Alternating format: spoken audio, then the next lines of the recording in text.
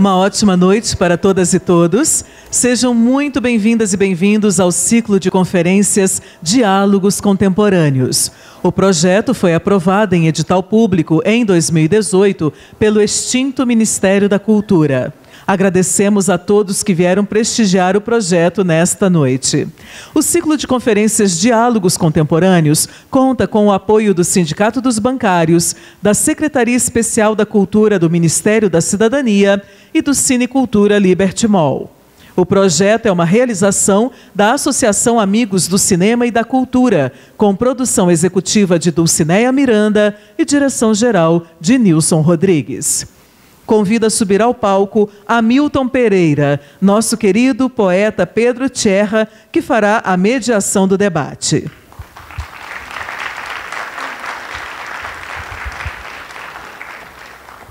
O tema da conferência de hoje é As Grandes Metrópoles na Literatura Brasileira. E para falar sobre o assunto, convidamos ao palco o poeta, romancista, roteirista de cinema e televisão, autor de Cidade de Deus, entre outras obras, e professor licenciado em Língua Portuguesa e Brasileira pela Universidade Federal do Rio de Janeiro, Paulo Lins.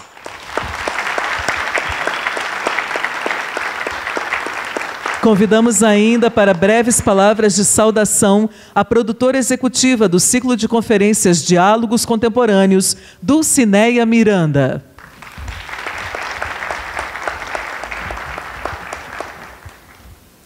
Boa noite a todas e todos aqui presentes para mais uma conferência do projeto Diálogos Contemporâneos, essa edição de 2019. Eu quero parabenizar o diretor Nilson Rodrigues pelo projeto e agradecer a toda a equipe envolvida. Agradecer a parceria com o Teatro dos Bancários, na pessoa do seu presidente, o Eduardo Araújo. E queremos agradecer imensamente a vocês pelo carinho que o projeto vem recebendo, pelo público de Brasília e nas redes sociais, o que indica que a programação foi bastante assertiva, tanto com relação aos temas escolhidos, pelo alto nível dos conferencistas, que aqui nesta casa vem se apresentando.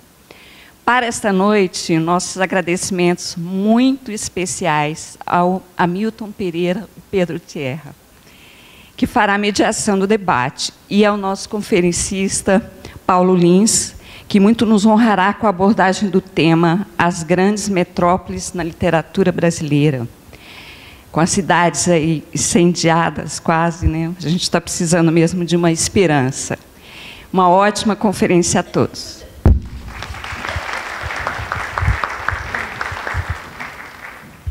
Agradecemos a Dulcineia Miranda e passo agora a condução da conferência para o mediador desta noite, Hamilton Pereira. Boa noite, gente. Eu quero fazer uma introdução bastante objetiva, porque o Paulo é um criador em escala industrial. Então ele vai sair daqui, vai para a rodoviária, pegar um ônibus para ir para São Paulo. Então ele tem um tempo medido, né, para essa conversa conosco, que a gente gostaria que durasse um ano, mas vão durar apenas algumas. Vai durar uma hora, mais ou menos, de conversa. Bem, esse espaço, Paulo, é de fundamental importância para a cidade. Isso aqui é um teatro, uma casa de cultura, num país que agora vive, como disse aqui nossa apresentadora, esse projeto foi aprovado pelo extinto Ministério da Cultura. Então, é esse o país que nós estamos vivendo.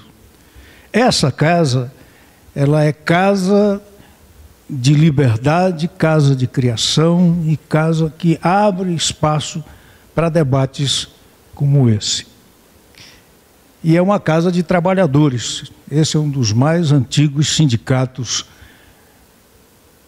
da capital da República, e a gente sempre agradece e reforça o cultivo, né, que os trabalhadores bancários sempre dispensaram às questões relativas à cultura. Então eu quero iniciar esse diálogo com uma reminiscência.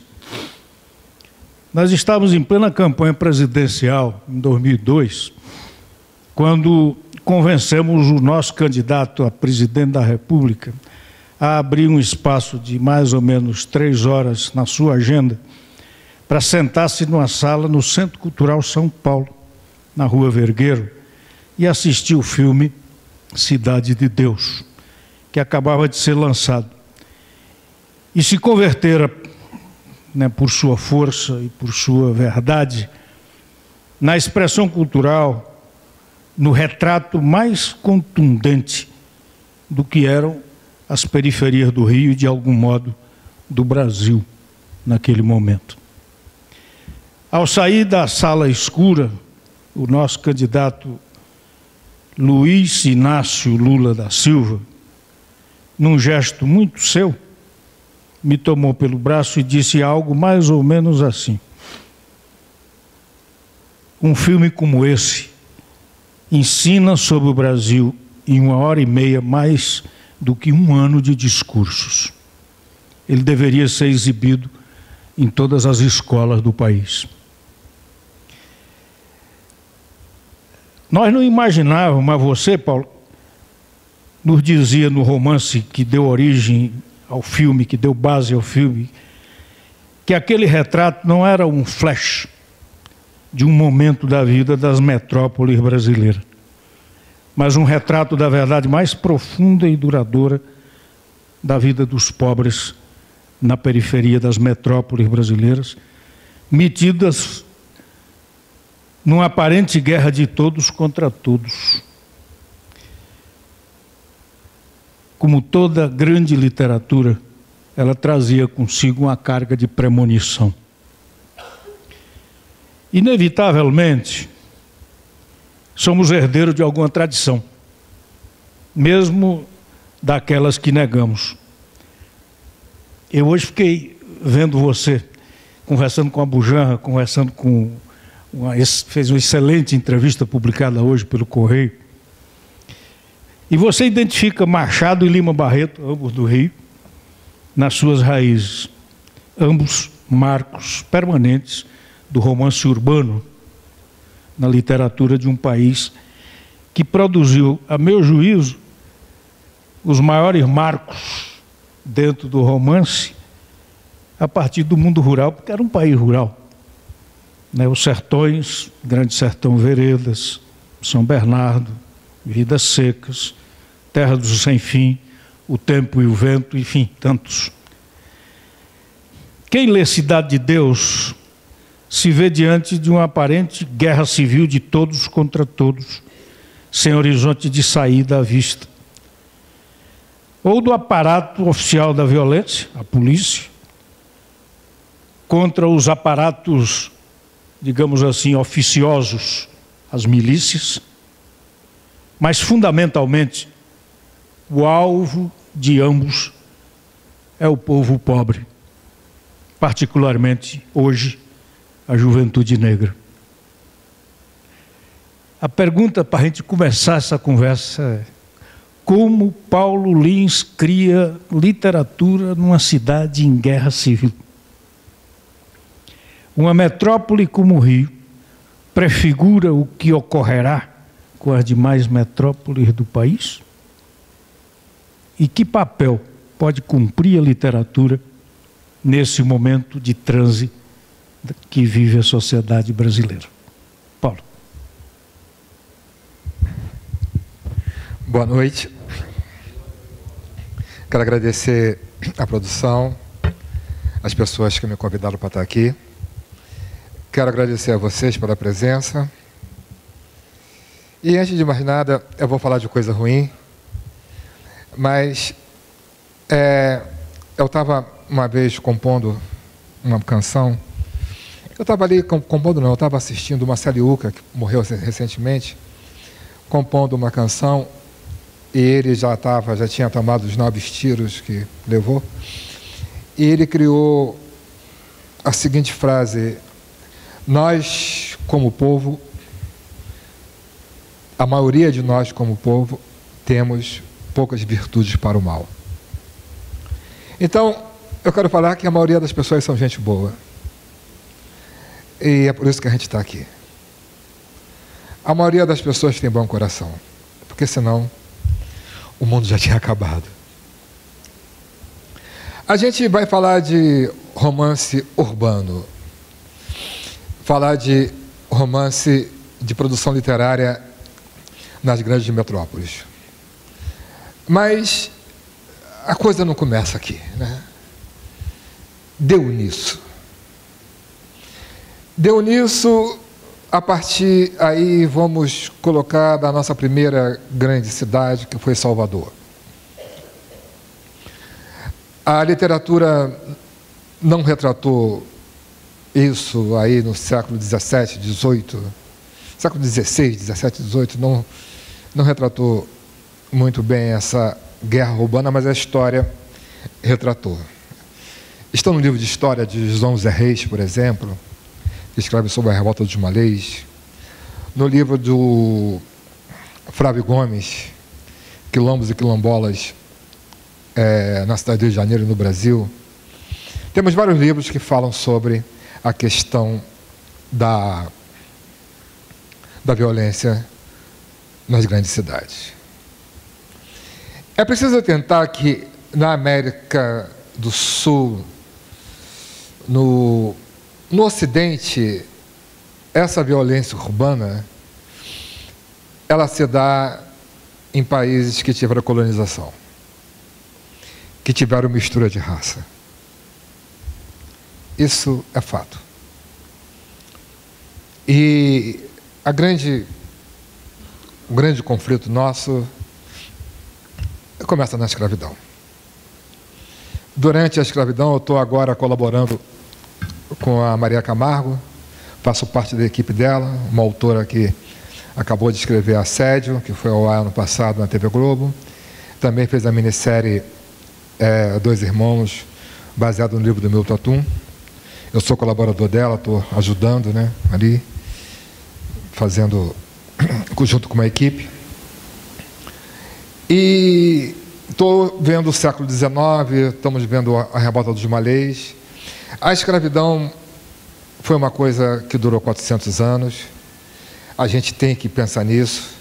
É a base da economia moderna europeia. Toda essa riqueza, essa coisa fina que é a Europa, que é a França, que é a Alemanha e tal, tudo é com base no dinheiro do tráfico de escravos.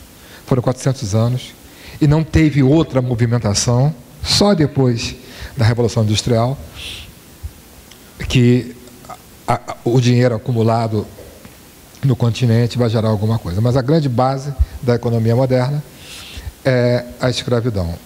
E durante a escravidão teve muito massacre. Começa aí, começa em Salvador. Salvador, ainda a gente não se usava esse termo metrópole, mas Salvador foi a primeira grande cidade do país, com pessoas vindo de fora, com imigrantes, com pessoas vivendo aqui, que começou essa grande confusão. Mary Karashi, que é uma historiadora americana, em seus relatos, ela faz um trabalho em relatos de 1850, 1851. No Rio de Janeiro morriam 500 pessoas por semana assassinadas.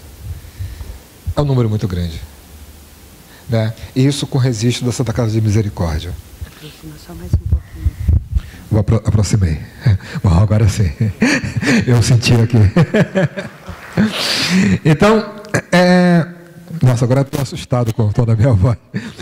Então, a gente vai vendo esse Brasil, né, atravessando, e nós tivemos dois fatos interessantes no século XIX, que talvez os dois foram três fatos importantes, que um foi o final da escravidão no Brasil, logo depois a independência do Brasil. Foram dois fatos assim muito fortes que aconteceram bem perto do outro, né? E isso muda o Brasil. Quando acaba a escravidão, começa o homem livre. Quando começa o homem livre, começa a criminalidade. né? Lógico que os escravos também eram presos, existiam cadeia e tal, mas começa o desemprego. Aí vem Machado de Assis, né? Escrevendo aí sobre a questão do capital,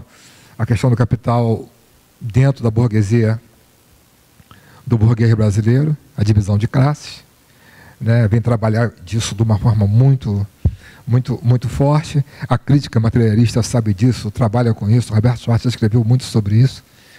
Depois vem Lima Barreto, né, que nasce antes da escravidão, mas vai escrever aí no começo do século XX, retratando o homem livre, né, a grande reforma do Brasil, a reforma de Pereira Passos, a construção, a cidade a Belle Époque carioca, a cidade do Rio de Janeiro se transformando numa grande metrópole, né? Começando a Estrada de Ferro, e ele vai também trabalhar com essa questão do racismo e da exclusão do negro brasileiro, que se acentua com a Segunda Guerra Mundial. O Mário de Andrade sai de São Paulo, o Villa-Lobos sai de São Paulo, vai encontrar Manuel Bandeira, vai encontrar Pixinguinha, vai encontrar João da Baiana no Rio de Janeiro, né, dizendo que tinha que valorizar a cultura, que tinha que valorizar a questão negra, achando que depois da Primeira Guerra Mundial, com essa imigração europeia para o Brasil, fosse diminuir um pouco a questão da escravidão, mas não diminuiu, aumentou. Os europeus que vieram, fugiram da guerra, que vieram para cá para o Brasil, aderiram à questão da escravidão, que já estava extinta oficialmente, mas não tinha acabado ainda e não acabou até hoje. Então, aí, Lima Barreto e Machado de Assis vão trabalhar com essa realidade. Eu já vou trabalhar um Brasil já pronto. O que é que eu acho que o Brasil pronto? O Brasil pronto para nós. Eu vou utilizar um termo da poesia concreta, o Brasil do pós-tudo. O que é? É o Brasil já com a migração nordestina, os nordestinos indo construir São Paulo e Rio de Janeiro, e parte de Minas Gerais, já vindo para cá, já vindo para o sul, o final do ciclo da cana-de-açúcar, a produção do café com leite, já é um Brasil que já está a Primeira e a Segunda Guerra Mundial, uma migração gigantesca. Você vê que nos anos de 1920 chegavam 50 mil portugueses pobres aqui por ano no Rio de Janeiro, em São Paulo, na Bahia, no Brasil, né? E o negro brasileiro, ele fica marginalizado porque o governo português prefere dar emprego para os imigrantes brancos do que para os negros. Aí começa essa confusão que está até hoje. Dito isso, vem a crueldade, a desgraça da ditadura. Então, a ditadura onde começa o crime organizado. Então, eu vou escrever sobre esse momento, nesse momento pós-tudo, com todas as tragédias, né, mais recentes, prontas. Eu vou escrever num país que começa nos anos 70, em plena ditadura, e acabo quando ela acaba também, né, que resultou no que está aí.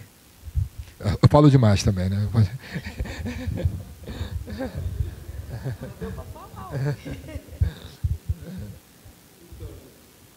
Isso é só um panorama para começar a conversa. Então, gente, nós vamos deixar o Paulo Lins à vontade para que ele possa, antes das questões do plenário chegarem, se ele quer colocar mais alguma coisa a respeito, ou se ele quer já ir respondendo às perguntas que vocês vão propor. Paulo.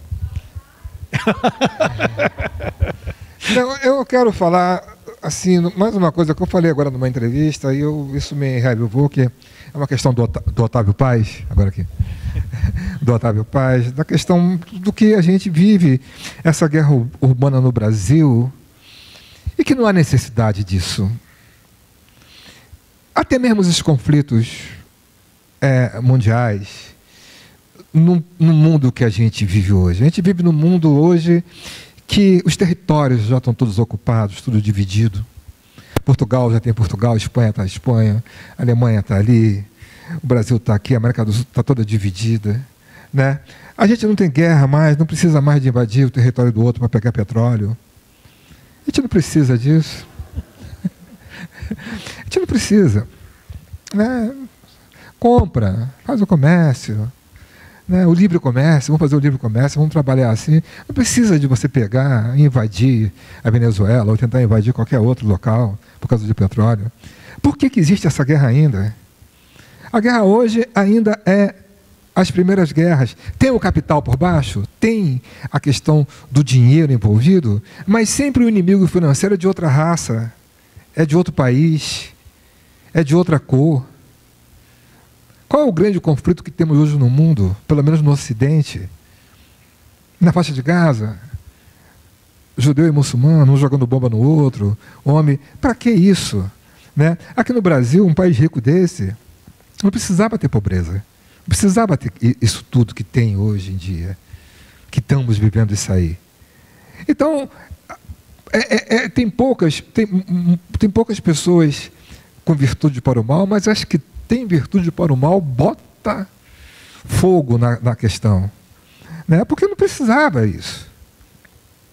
Para que eu vou invadir o pai do outro? Para que eu vou... Não, você briga porque você não acredita no meu Deus, eu pego e te mato. E quero reforçar a questão também hoje, quando você falou da questão da cultura, que é uma coisa que a gente tem que pensar isso, porque a ciência faz parte da cultura. A língua é uma coisa cultural, porque cada país tem a sua, ou então do colonizador, que é o nosso caso. A língua é cultural. Os deuses são culturais. O Otávio Paz fala que tem duas coisas que são importantes no mundo e que provocam as guerras hoje. As duas coisas são a cultura e a religião. Você vê num país, por exemplo, de imigrantes, de escravidão, de índios, né, um país que são dos indígenas, para o negro e o índio colocar a sua cultura dentro do panorama do país, quando o país se torna nação, quando o país vira uma nação, que vira deixa de ser colônia e vira uma nação, para o negro conseguir colocar a cultura dele dentro do quadro dessa nação, morreu muita gente. Morreu muita mãe de santo, morreu muito pai de santo, morreu muito sambista. E hoje todo mundo samba na Marquês de Sapucaí, faz samba e tal. Então, as duas coisas mais importantes que ele fala são os deuses e a arte. Ele fala que tudo é substituível. A casa substituiu a caverna. O carro substituiu a charrete, o cavalo. Não é isso? A caneta substituiu a pedra para escrever, o carvão, a pena. A lancha substituiu o bote, mas a Ilíada não substituiu a Odisseia. Guimarães Rosa não substituiu Machado de Assis. Assim como nunca São Jorge vai substituir Ogum. Nem Jesus Cristo vai substituir Oxalá. Cada povo tem a sua religião, cada povo tem a sua cultura. E a gente deve trabalhar com essa. Temos que saber que somos diferentes. Né? E quando um governante, quando uma pessoa quer destruir a cultura, ela está acabando com o ser humano. Porque fazer xixi, fazer cocô, comer, dormir, reproduzir, a barata também faz. A vaca também faz, a cobra também faz. A única diferença é que temos cultura, que temos deuses, que temos história para contar. E a cultura é aquilo que você tem, aquela história que seu avô contava, que sua avó contava, que seu bisavô falava. Então, quando você pensa em destruir a cultura, os produtores, porque a arte não é só do artista. Quando você está recebendo uma arte, quando você está lendo um livro, você é autor tanto quanto ele. A cultura somos nós. É a nossa forma de falar em língua superior. É a nossa forma de nos reconhecer com o ser humano do século passado, do começo do século. E é a forma que a gente vai mostrar quem somos nós para as outras gerações. Então, destruir a cultura é destruir... E não vai conseguir. Para começar, não vai conseguir. É isso.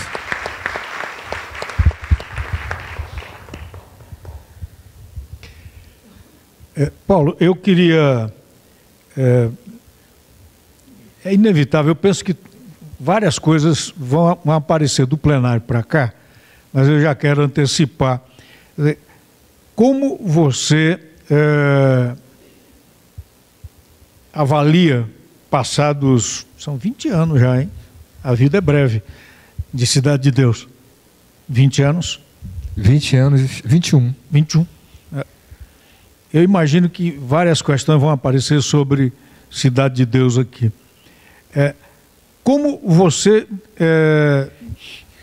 enxerga, como você percebe a evolução dos conflitos na cidade do Rio de Janeiro e como é que a literatura testemunhou essa evolução nesses de 20 anos para cá? O Rio de Janeiro exportou, né? Exportou o crime organizado. Hoje o crime organizado está no Brasil todo. E isso começa num filme que eu fiz, junto com o Lúcio Amorá, que é Quase Dois Irmãos, retrata isso, que é a junção de preso político com preso comum.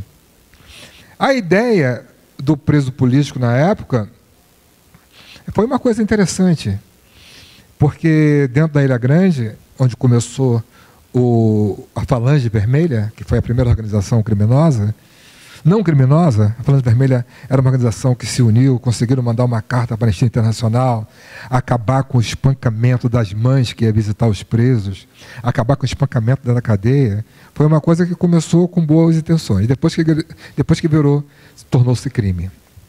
E teve a divisão do Comando Vermelho, veio o terceiro comando, agora o primeiro comando jovem, são várias organizações criminosas, e isso, né, no Cidade de Deus aponta para isso, né, de uma coisa que tomou conta do Brasil, né, o crime, o poder paralelo. O Luiz Eduardo Soares fala que não existe poder paralelo, que existe, faz parte do poder, né? Então a gente hoje vive aí nesse mundo armado, né, de guerra, de morte, de tiro, e uma coisa que já tem 20 anos, né?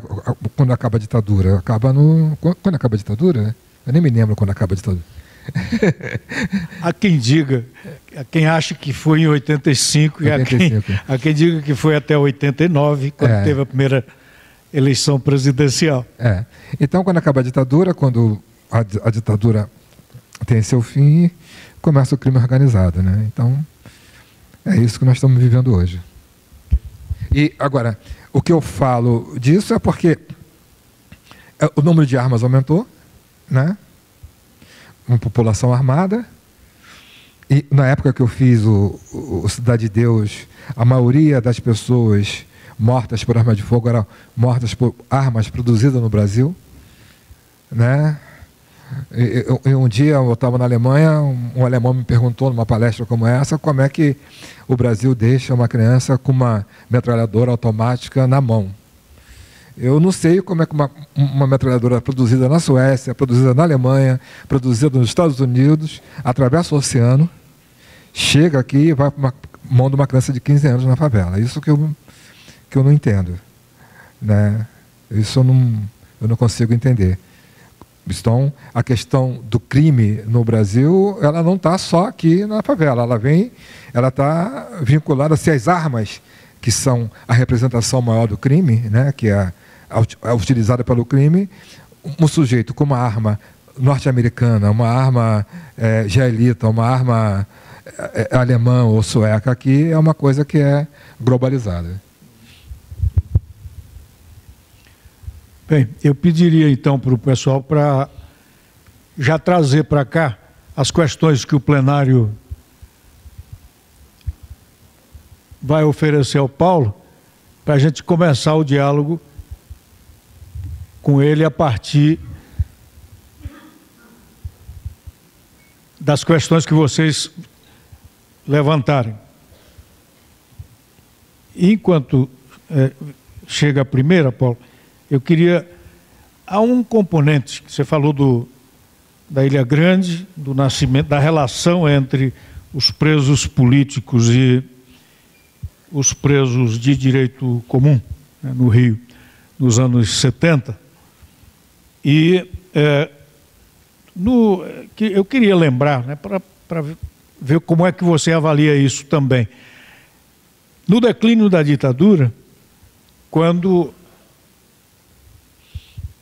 há um giro a partir do governo Geisel, em que ele enfrenta os porões, quando ele demite o general comandando o 2º Exército, e ele demite o Silvio Frota, a turma dos porões ficou sem emprego. E essa turma vai oferecer seus serviços, a sua mão de obra qualificada, em outro lugar, que não nos interrogatórios de presos políticos. É possível identificar uma trajetória a partir de vários testemunhos de que aí se plantam as raízes daquilo que iam se converter nas milícias.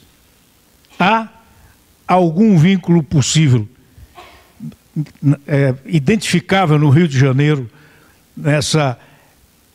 esse destacamento, assim, quer dizer, a violência oficial da polícia e a violência, digamos, noturna, aquela que é informal, em que o policial sai da formalidade e vai oferecer seus serviços para particulares? Quando a milícia começou... Cadê o Charadinho? Está aí? O Charadinho sumiu. Opa. A gente era perto de alguns amigos da Cidade de Deus que estão aqui. Aí, eles moram aqui em Brasília agora. Cuidado com eles. Brincadeira. Aqui. A gente morava na Cidade de Deus, né, que era Rio das Pedras, ali pertinho, né? Rio das Pedras, onde começou o quartel-general da milícia. Quando começou, era uma coisa muito pequenininha. E quem eram os inimigos naturais da milícia? Eram os traficantes. E os traficantes, né, que a gente fala assim, traficante como traficante pode ser a pior coisa do mundo. Como se o traficante fosse responsável pela violência que tem no Brasil, e não é. Eu afirmar isso, vai ter polêmica, mas eu afirmo. Não é. Então, começou essa briga de território e o povo aceitou a milícia. A classe média aceitou a milícia, porque acabava com os assaltos, não deixava ninguém assaltar e tal, ficava aquela coisa ali, expulsava os bandidos, matava os bandidos e tal. E a Cidade de Deus foi a primeira que teve uma grande guerra com a milícia do Rio das Pedras. Teve várias invasões da milícia tentando tomar a Cidade de Deus, tomou outras favelas em torno ali, mas a Cidade de Deus a milícia não conseguiu tomar. Então foi aprovado. A milícia foi aprovada. Foi aprovada pela população. E o pessoal não sabia o que ia acontecer. Né? Agora, eu vou dizer que essa população que aprovou é ruim? Não, não é ruim. É enganada.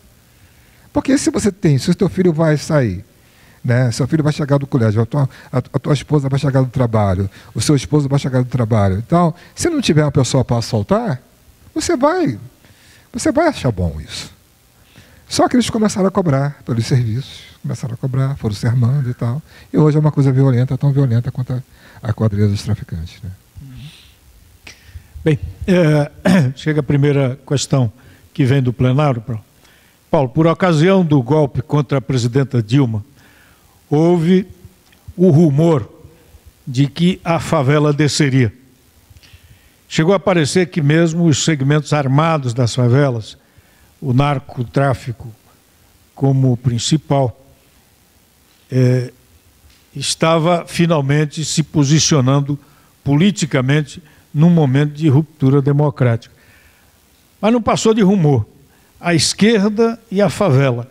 Como você vê a relação que se deu a partir da realidade que você conhece?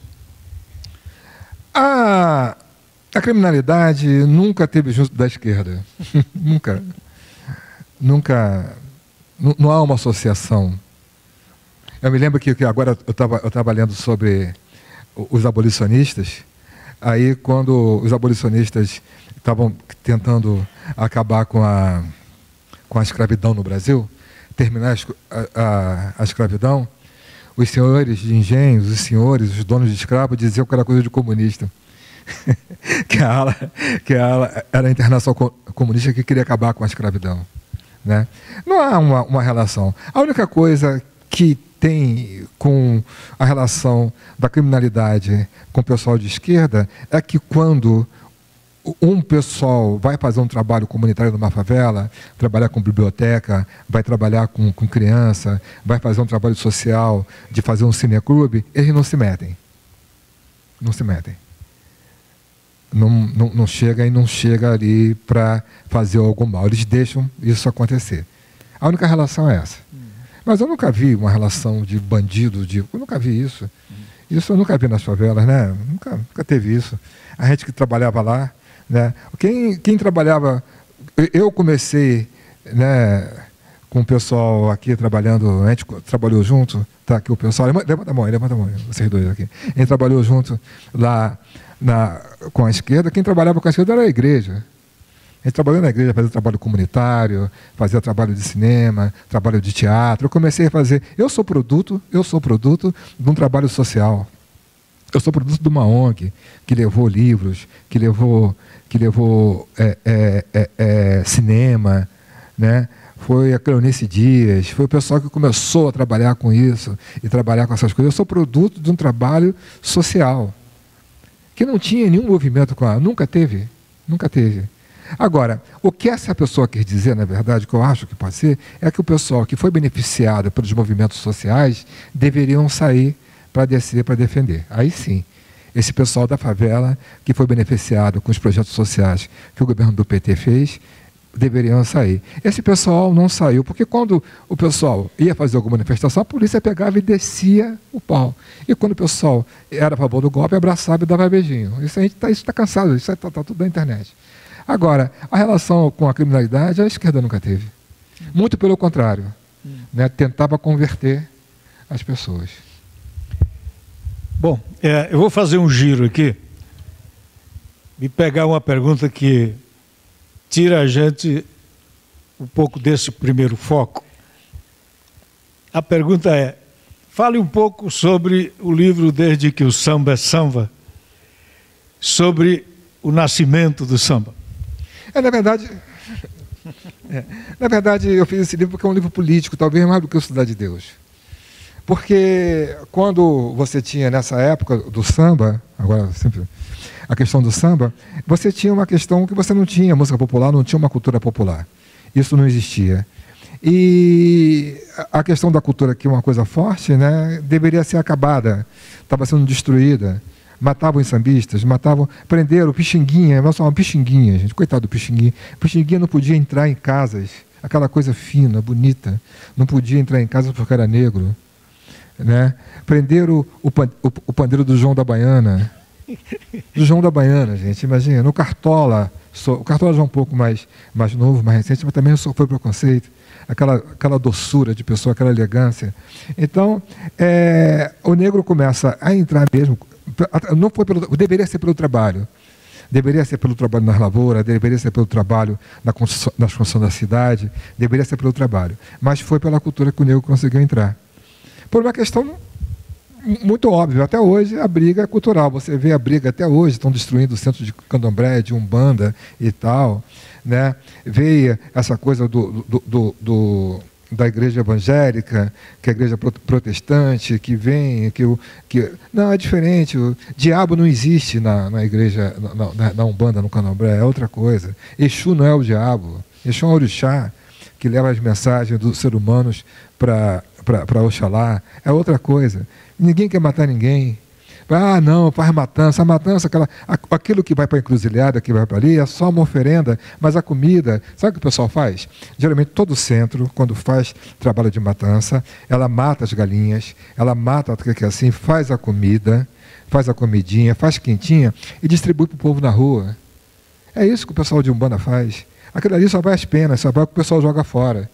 Né? Então, tem essa coisa, esse preconceito. Isso a pessoa tem que tomar noção dessas coisas. É a falta de informação que esse pessoal tem. Bom, mas a pergunta, eu respondi a pergunta? Sim. Qual é a pergunta mesmo? Qual é a pergunta? Qual? Não, a pergunta aqui, eu não sei se eu respondi a pergunta anterior. Então. O Deixa o Samba é Samba. Aí, o Deixa o Samba é Samba foi a posição quando o Pixinguinha começa a tocar, quando o João fez Carinhoso, que fez aquelas músicas, quando começa a entrar a cultura dentro da formação do país, foi porque o negro começa a votar. Quem era perseguido? Isso que eu descobri. Quem era perseguido pela polícia, pelo governo? Era os Parreiras de Santo e os sambistas. Eram presos. Então, quando isso 1945, mais ou menos, um deputado chamado Nicanor Nascimento pegou e botou uma lei que o negro poderia votar. Quando o negro começa a votar, quem os políticos vão procurar? Os líderes. Quem são os líderes? As Mães de Santo e os sambistas. Aí a cultura entra dentro de uma formação do país, né? Porque os negros vieram para cá, não podiam cultuar seus orixás, tinham que falar o português, tinha que se tornar católico, né? Então, por isso que eu fiz, é uma questão política.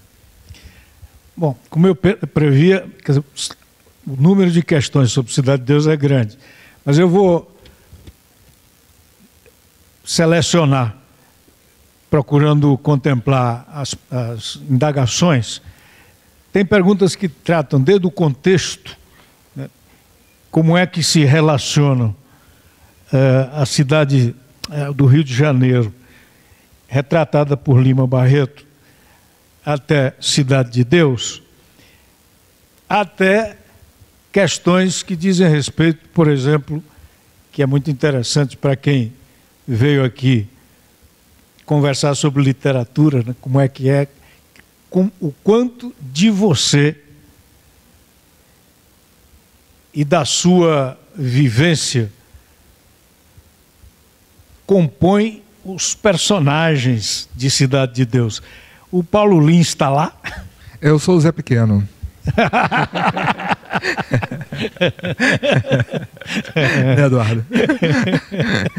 Não, assim, eu antes morava lá, né? Eu estou aqui emocionado com esses dois que estão aqui presentes. Eu não sabia que eles estavam. Eu sabia que estavam morando aqui, mas não sabia. Estou aqui emocionado com meus dois amigos. Parte do Cidade de Deus eu escrevi na casa deles. Somos uma família, né? E quando eu comecei a escrever o Cidade de Deus, eu já era petista. Isso é uma coisa. Então, eu já tinha feito trabalho comunitário, já dava aula particular, eu passava cineclube, montamos o cineclube, eu, Edinho, né, o Edinho, o Sussu, montamos o cineclube, já fazíamos teatro, fazia esse trabalho comunitário, já participava da associação de moradores, já fazia trabalho com o pessoal para remanescente, né, da criminalidade que queriam se regenerar. Aí eu participei, né? Eu fui missionário do Sagrado Coração de Jesus na igreja. Missionário do Sagrado. Eu nunca falei isso, né? Primeira vez que eu falo isso. Fui missionário, a gente pegava, ia nas casas, via as pessoas pobres, mais pobres do que a gente, né? Pobre ajudando o pobre. E a gente via que na favela existe uma estratificação social. Existe ali. Em cima estão os trabalhadores funcionários públicos, que é a elite, né? Os profissionais que conseguiram se manter no emprego, que não eram mandados embora, que ficavam na empresa 30, 40 anos trabalhando, esses profissionais especializados, os pedreiros, os eletricistas, os motoristas. Abaixo vinha logo a classe média, vamos dizer aqui assim, a classe média alta, que era os trocadores de ônibus, que se manteram no emprego, os serventes de pedreiro, o pessoal também que se mantiveram no emprego. Logo abaixo, viu o pessoal que fazia biscate, que não conseguia emprego, que tinha pouca instrução. E trabalhavam ali, trabalhavam na feira, vendiam alguma coisa, eram camelôs e tal. E logo abaixo, tinha o pessoal que só trabalhava, fazia pequenos serviços dentro da favela. O pessoal sem instrução, famílias desorganizadas, né? Família que não tinha pai ou não tinha mãe, geralmente que não tem pai, homem que faz isso, né? Pega e abandona a família. Então uma mulher sozinha criando 3, 4 filhos, né? Isso acontecia muito. É dali que vem os bandidos. Isso. Quando a gente mora numa favela, a gente já sabe quem vai virar bandido e quem não vai. Lógico que tem os teleguiados, aqueles que pegam e assumem, né? Vê de uma família boa, né? Uma família boa que eu digo que tem mais condições financeiras. Mas são os mais pobres entre os mais pobres. Né? São esses que vão entrar para a criminalidade. A gente já sabe quem vai entrar. E da onde que vai entrar. Tinha os focos, os lugares mais pobres. Tinha as casas de estiagem, onde que não tinha documento, que tinha perdido na enchente, morava num cubículo assim. E tinha um pessoal que tinha casa oficial, que pagava, que tinha tudo e tal, que tinham mais dinheiro. É dos lugares mais pobres que vinham os bandidos, dos lugares mais desorganizados. É dali que vem. Entende? Eu esqueci a pergunta, mas respondi. Tá bem, tá bem. Uma pergunta absolutamente direta. Na sua avaliação, quais seriam as consequências da descriminalização das drogas, da maconha, no quadro de violência que a gente vive? Olha só, o pessoal costuma botar tudo ao traficante, ao traficante. Gente, tem consumo de droga em Barcelona, tem consumo de droga em Paris, tem consumo de droga na Alemanha. Na Alemanha, então, nem se fala. Tem consumo de droga na Suécia, na Suíça, e não tem essa mortandade toda. Então, colocar a culpa nas drogas é besteira. É besteira. Senão, imagina na Suécia, né? Você vai na Alemanha, está todo mundo ali, tem uns lugares que o pessoal consome drogas, e drogas pesadas, tem ali e tal. Droga é tratamento, não é a polícia. Uma pessoa que consome droga, isso não quer dizer que ela é uma pessoa criminosa que vai matar, que vai roubar. Porque todos nós, ele fala que assim, não, você é a favor de bandido. Eu não sou, eu tenho o maior medo de bandido. Eu não quero que meu filho seja abordado por um bandido, seja morto dentro do ônibus. Ninguém quer, nenhuma família dessa quer. Eu estudei, minha família está lá, eu tenho mãe, tenho pai, tenho irmã, tenho mulher, tenho filho. Eu quero que todo mundo seja bem tratado.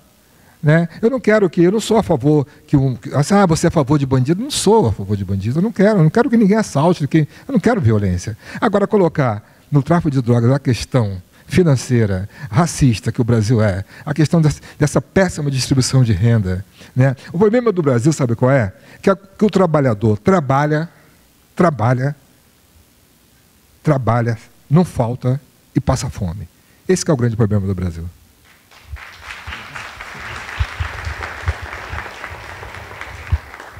Paulo, as grandes cidades brasileiras são reveladas de diferentes maneiras por distintos escritores.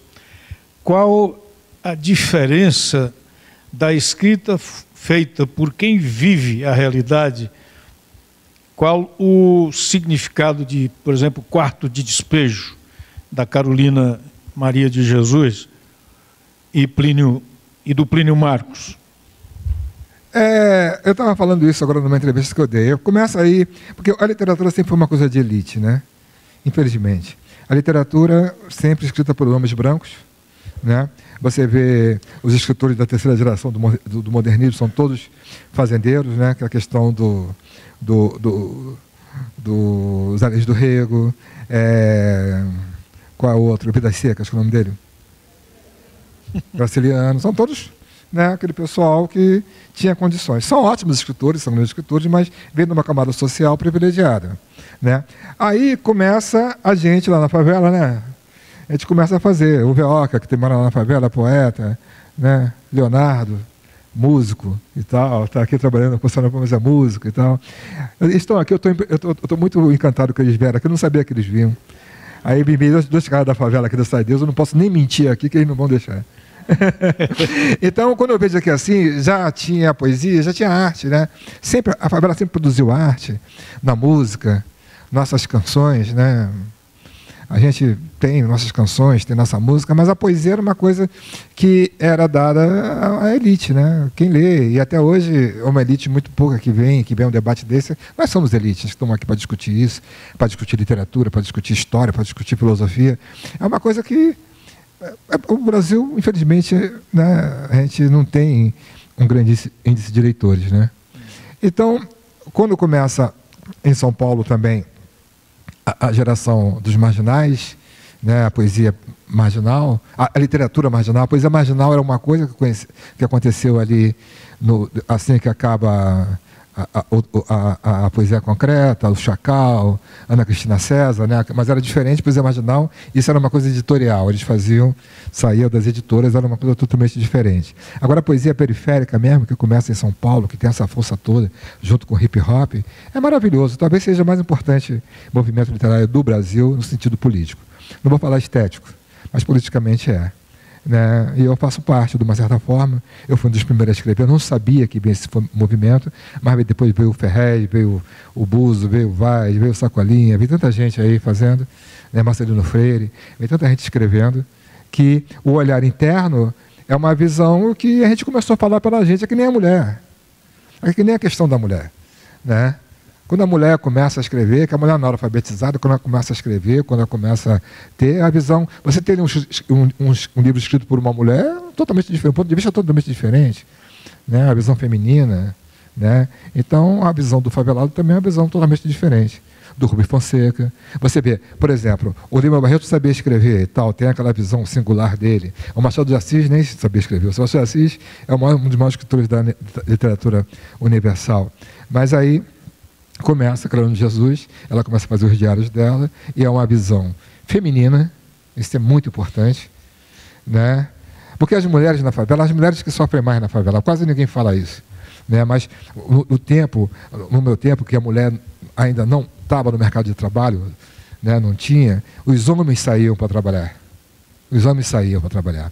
Quem ficava na favela era as crianças, as mulheres, os bandidos e a polícia.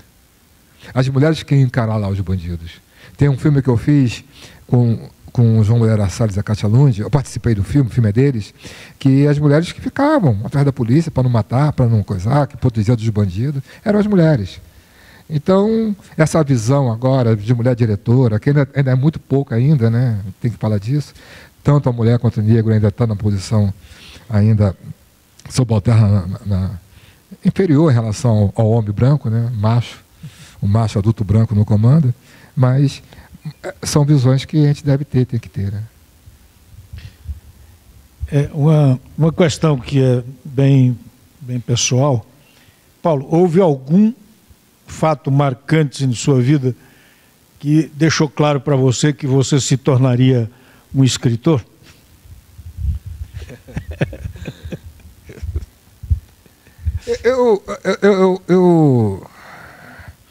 Eu com 7 anos, 8 anos, com 6 anos eu já fazia versinho, mas eu não sabia escrever. Aí minha mãe pegava e anotava. Aí minha mãe me levou num centro de Umbanda, Mãe Maria Joana.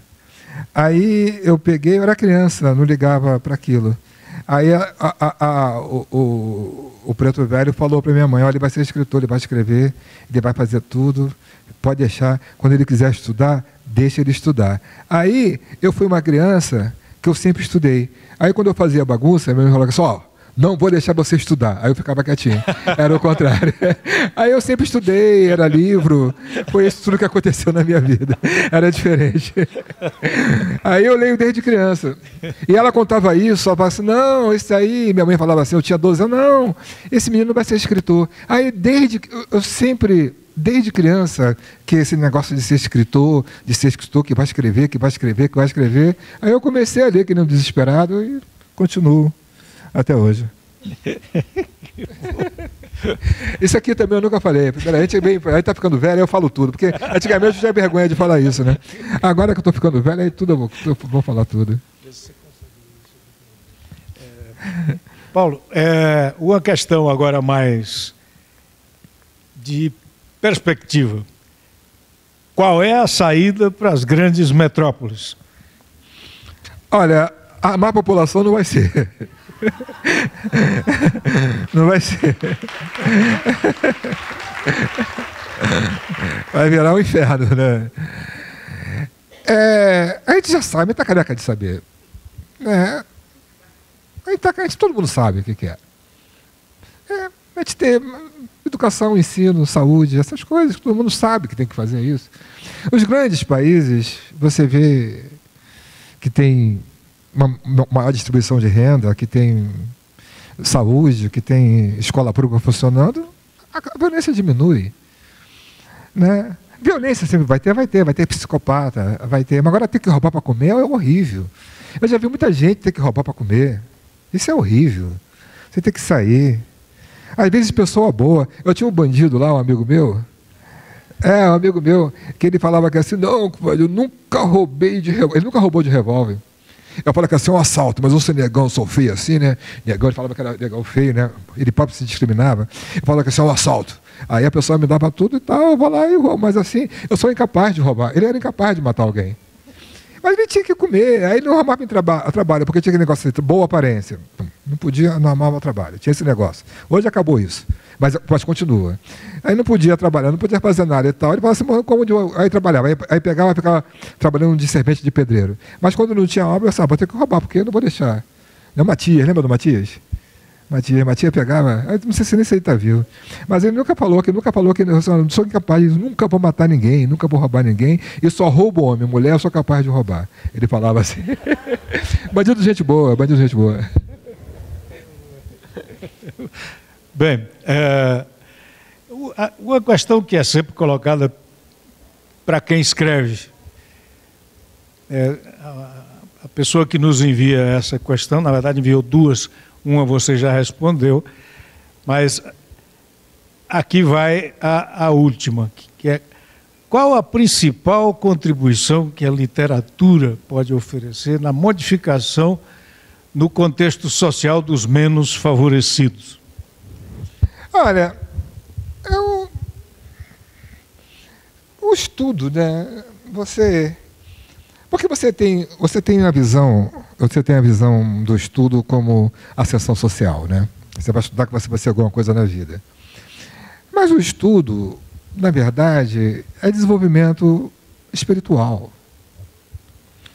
Você tem que estudar para ficar gente boa, para compreender, para perdoar, para não brigar, para respeitar. O estudo é para isso. A questão técnica que você vai aprender para trabalhar é outra coisa. Não é porque você vai ser um bom profissional, que você estudou bastante, que você não sei mais o que você vai ser gente boa, porque senão, né, o Brasil estaria melhor. Mas a gente tem que compreender o estudo, o ensino da literatura, não é o fazer literário, mas o compreender literário. Né? Porque quando eu escrevo Cidade de Deus, eu estou dialogando com Dostoiévski, com Machado de Assis, estou dialogando com essas pessoas que me transformaram.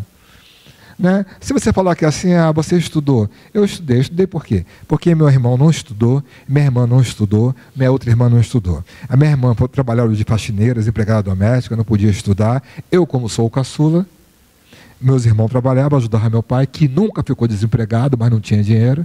Aí eu pude entrar, estudar, me preparar e passar para a Universidade Federal do Rio de Janeiro e fazer um curso lá no meio da brancalhada. Cheguei a fazer um curso, fui estudar e tal, tive que chegar na UFRJ, né, onde eu moro na universidade do país, cheguei lá e comecei a fazer meu curso.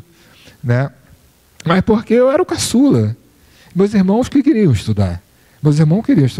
E eu aprendi a ser um cara maneiro, sabe? A ser uma pessoa mais legal. A questão da literatura, isso vem a reboque. A profissão é isso. Então, a literatura é desenvolvimento espiritual. A arte é desenvolvimento espiritual. Né? As histórias, as nossas artes, é para a gente pegar e amar o próximo, sem precisar de religião. A religião complementa cada um. Mas quando você, né, se desenvolve através da leitura, através da filosofia, através da poesia, você se torna mais humano. E se tornar humano é você pegar e respeitar o outro, é ser menos violento, é ter mais paciência, é ser um cara maneiro, um cara legal, uma pessoa do bem. É isso que a literatura... É para isso que serve. É para se tornar humano. É isso. A contribuição é para você fazer mais humano. Para você não ser uma barata, não ser uma vaca, não ser um boi, porque cada um tem a sua, né? Por exemplo, o gavião, ele não faz cultura, mas ele voa lá no alto, né? O peixe nada, e a gente faz cultura. Aproveitando o embalo dessa questão que você acaba de responder, alguém te pede aqui, você já trabalhou com outras artes? já fez teatro. Como você começou a fazer lá na Cidade de Deus? Na Cidade de Deus a gente ficava assim. Uma vez a gente estava na esquina, não sei se você estava, mas estava teu irmão, estava o Veoca, e a gente estava lá discutindo, assim, na beirosca do... Aquela beirosquinha que tinha ali no Ralacoco, seu Severino, você estava, né? Aí estava até... Aí teu irmão, fugiu no meu... Estou nervoso aqui. O da moto, depois do... Edinaldo. Pegou e falou que assim, a gente estava lá na favela, né? Assim, no meio da favela de madrugada, aí discutindo Plínio Marcos, discutindo Michel Foucault, o pessoal, isso dentro da favela, né? Aí passava mais assim, aí ele falou aqui assim, imagina lá na Via 11, se o pessoal pode imaginar que a gente aqui na favela de madrugada estamos falando sobre isso, né? Então foi isso. Eu tinha uma professora muito boa, no colégio público, que deu música pra gente, fiz teatro, assim, quando criança, o Edinho passava filme, tinha o pessoal das ONGs que iam, né? Tinha o pessoal de trabalho social, foi nisso que eu aprendi, né? Comecei a fazer teatro assim, né? Fiz teatro para me desenvolver espiritualmente, né? Não profissionalmente. Bem, nós estamos chegando ao final, gente. E vem uma questão que eu queria... Vocês viram a movimentação aqui, né? Porque eu, depois de 70 anos, estou ficando analfabeto. Eu não consegui ler a pergunta escrita com uma caneta vermelha, mas o pessoal escreveu agora em azul e preto e eu estou conseguindo agora ler. Segundo o Wall Street Journal, está sendo discutido pelos pré-candidatos à presidência dos Estados Unidos pelo Partido Democrata o tema das reparações devidas pela escravidão. 200 anos nos Estados Unidos, 400 anos no Brasil. O que você acha disso? Os judeus tiveram reparação, né? Eu não sei, se tivesse mais igualdade, Olha, se melhorasse a escola pública e a assistência pública, médica, já estaria de bom tamanho, sabe? Se o Brasil... só se botar, sabe, pagar bem os professores, uma escola boa, habitação. Isso no Brasil... A escola pública no Brasil, ela é ruim, não é porque não tem recurso, é política. O Darcy Ribeiro falava isso. Vamos fazer a escola ruim, o professor morre minerado por isso.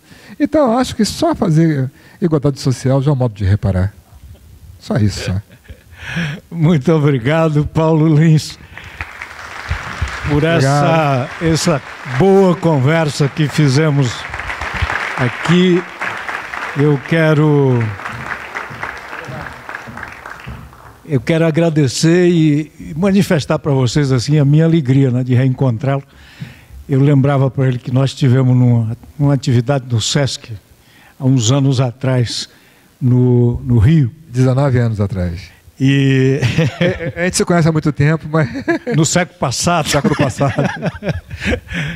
E ele participou, né, de uma mesa comigo nessa atividade lá no Rio de Janeiro. E foi uma alegria reencontrá-lo aqui, Paulo. Muito obrigado. Por favor.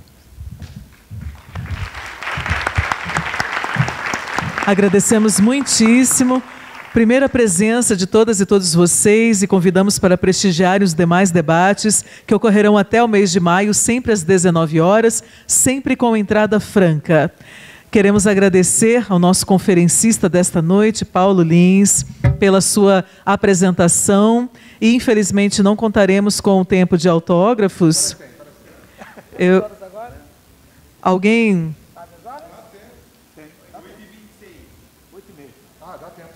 Então nós teremos um tempo para autógrafos dos livros, que inclusive encontram-se também à venda no hall de entrada do teatro. E organizaremos uma fila aqui na lateral do palco. E convidamos vocês para estarem aqui na semana que vem, quando teremos a satisfação de receber no Teatro dos Bancários Grace Passot, a atriz, diretora, dramaturga, que foi cronista do jornal O Tempo e possui publicações de textos teatrais em português, francês, italiano, espanhol, mandarim, inglês e polonês. Aguardamos todas e todos. Tenham uma excelente noite, ótima semana e até o nosso próximo encontro.